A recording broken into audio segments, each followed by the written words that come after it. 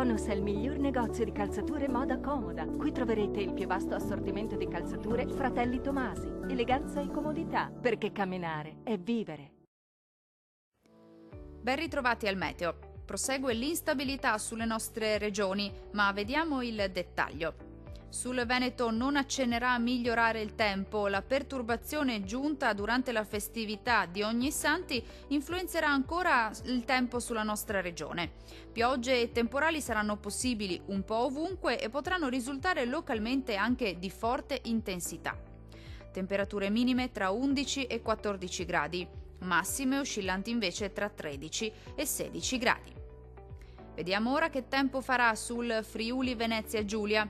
Sarà anche qui molto instabile, con precipitazioni temporalesche piuttosto diffuse un po' su tutte le province, sin dal mattino e per tutto l'arco della giornata, e localmente potranno risultare anche di moderata intensità.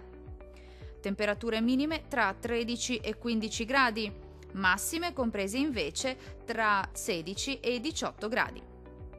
Vediamo infine la situazione meteorologica del Trentino Alto Adige. Non cambia di molto lo scenario anche sulla nostra regione, infatti sarà molto instabile un po' su tutti i settori, con piogge frequenti e piuttosto diffuse e localmente anche di forte intensità. Temperature minime tra 9 e 10 gradi.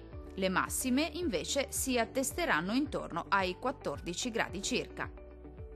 Dal meteo di Antenna 3 per ora è tutto. Arrivederci al prossimo aggiornamento.